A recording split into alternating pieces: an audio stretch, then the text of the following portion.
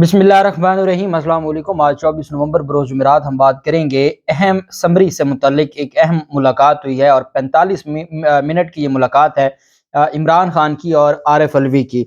उस मुलाकात में जो चीज़ें डिस्कस हुई हैं और तकरीबन 2 घंटे के बाद जो एक ऑफिशियल एक डॉक्यूमेंट जारी किया जा रहा है और ये सदर ऐवान सदर से जारी किया जाएगा, उसमें क्या हो सकता है। और इस सारे मामलात में जिस मकसद के लिए पाकिस्तान तहरीक इंसाफ हाई कोर्ट जा रही थी और हाई कोर्ट से जाके इजाज़त मांग रही थी, इस्लामाबाद हाई कोर्ट और Lahore high court Rawalpindi bench की तरफ पीटीआई देख रही थी और जीएचक्यू ने पाकिस्तान तहरीक इंसाफ के हक में एक नोटिफिकेशन जारी कर दिया।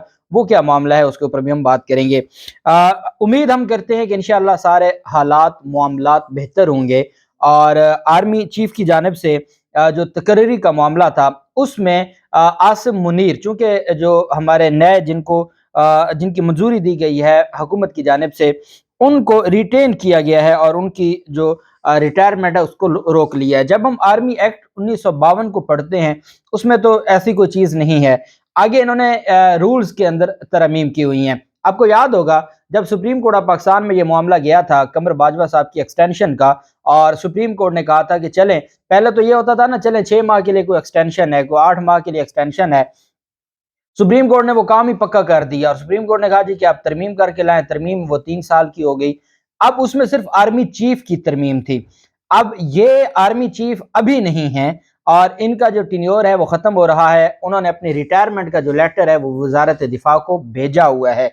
अब ऐसा मामला हुकूमत की जानिब से इमरान खान और सदर आरिफ अलवी का तो जो जवाब आता है वो तो मैं आपको बताता हूँ, लेकिन ये हुकूमत की जानिब से इस मामले को इस तरह नहीं ख़राब करना चाहिए था।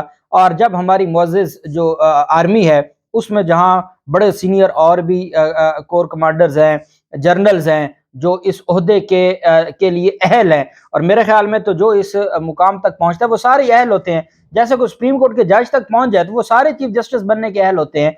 इसी तरह आर्मी में भी यही मामलात होते हैं।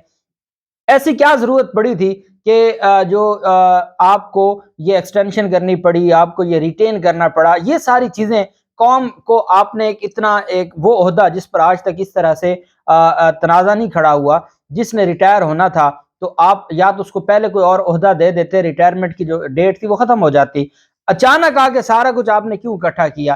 क्या आपके पास डिसीजन पावर नहीं थी? आप मज़ीद कन्फ्यूजन फैलाना चाहते थे? करना क्या चाहते थे? क्योंकि अब सदर पाकिस्तान ने जब समरी की मंजूरी देनी है तो सदर पाकिस्तान ने समरी की मंजूरी इसी सूरत में देनी है कि अगले ने रिटायर होना है 28 को। जैसे वो रिटायर होगा तो ये जो नोटिफिकेशन है जो अपॉइंटमेंट का, ये मौसर तब होगा। और ये कैसे हो सकता है कि वो जब मौसर हो कोई भी उठ के चला जाए, किसी हाई कोर्ट में दरखास्त दे दे, किसी सुप्रीम कोर्ट में दरखास्त दे दे, और अगर किसी ने सुन लिया तो ये मामला तो बहुत पेचीदा हो जाएगा। अब जैसे क्योंकि इस हवाले से जो ये रिटेन किया गया है आर्मी रूल्स, क्योंकि इन्होंने बिल्कुल बड़े ही छुपा के रखे हुए हैं आर्मी रूल्स में। अब इन्होंने एक नई तरमीम की है। वफाकी काबीना ने रूल्स ऑफ बिजनेस की शिक 15A में तरमीम की मंजूरी देते हुए वजारत दिफा की जनरल आसिम मुनीर को रिटेन करने की समरी मंजूर कर ली है। अब इस समरी की वजह से जनरल आसिम की जो रिटायरमेंट है वो मुंजमद हो गई है, वो रुक गई है, स्टॉप हो गई है। अब वो स्टॉप हो गई है। जैसे सदर पाकिस्तान की जानिब से समरी मंजूर होगी तो वो आर्मी चीफ बन जाएंगे। अब ये जो मुंजमद करना है और वो भी रूल्स ऑफ बिजनेस की में मंजूरी दे के, और ये वजारत दिफा की जानिब से अगर एक जो समरी आती है और उसको मंजूर करके ये सारा मामला चलाया जाता है, तो क्यों इसको कंफ्यूज किया गया, क्यों इसको मशकूक किया गया, ऐसी क्या जरूरत आन पड़ी थी। और फिर मैं हैरान होता हूँ हमारी जो लिफाफा ब्रिगेड है और जो व्हाट्सएप साफी हैं और फिर जो नून लीग से जुड़े सोशल मीडिया पर लोग हैं, वो एक ही बात सुनाई जा रहे हैं कि वो 5 वक्त के नमाजी हैं, वो हाफिज कुरान हैं। भाई हम मुसलमान हैं, अल्हम्दुलिल्लाह हर घर में हाफिज कुरान है, हर घर में 5 वक्त के नमाजी हैं। ये जो इस्लामी टच दिया जा रहा है ये चीजें मजीद ये कंफ्यूज कर रहे हैं, अवाम को शक में डाल रहे हैं कि ऐसा क्या हो गया है। ठीक है, पहले भी आर्मी चीफ आते हैं, हम तो ये समझते हैं कि वो इस्लामी फौज का सिपा सलार है तो वो तहज्जुद गुजार भी होगा, हर जर्नल तहज्जुद गुजार होगा। हम तो ये सोचते हैं हर जज तहज्जुद गुजार होगा। वो काजी हैं, एक इस्लामी जो रियासत है उसके वो काजी या जर्नैल हैं। तो ये सारी चीजें तो कौम को, ये ऐसी चीजें कंफ्यूज करने के लिए नहीं है। मेरिट के ऊपर सिर्फ मामला है کہ کیا اس وقت تقرری ہو سکتی تھی یا نہیں ہو سکتی تھی، کیونکہ جو قانونی ماہرین ہیں وہ اس پر کنفیوز ہے۔ اب جو یہ سمری ہے اس کے مطابق جو حکومت ہے ان کی جانب سے یہ کہا گیا ہے کہ جو صدر ہیں وہ 24-25 دن تک سمری کو روک سکتے ہیں، تو بعد میں آرمی چیف عاصم منیر ہی ہوں گے۔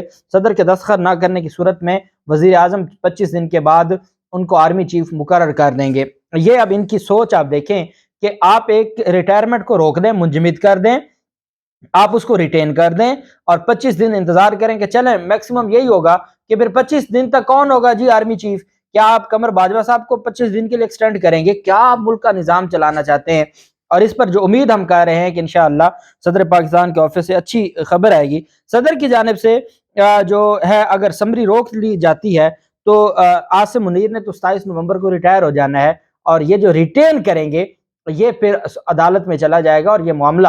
اور ایک اور اہم چیز میں آپ کو بتاتا چلوں کہ یہ یہاں تک بھی ایوان صدر سے خبریں ہیں کہ صدر پاکستان جو اس سارے معاملے میں جا سکتے ہیں اور صدر پاکستان اس معاملے میں ایڈوائس مانگ سکتے ہیں سپریم کورٹ آف پاکستان کی، اور سپریم کورٹ آف پاکستان کو یہ معاملہ بھجوا سکتے ہیں، اور پھر سپریم کورٹ آف پاکستان اس معاملے کو دیکھے گی کہ آیا یہ سمری منظور ہونا بنتی ہے یا نہیں بنتی۔ 2 دن پہلے ریٹائرمنٹ سے 2 دن پہلے یہ سمری منظور ہونا بنتی ہے یا نہیں بنتی۔ اور دوسری اہم چیز یہ ہے کہ جو پاکستان تحریک انصاف ہے، پاکستان تحریک انصاف کے حوالے سے جو اسحاق ڈار نے بات کی ہے، اسحاق ڈار نے یہ کہا ہے وہ دھمکی امیز بات تھی۔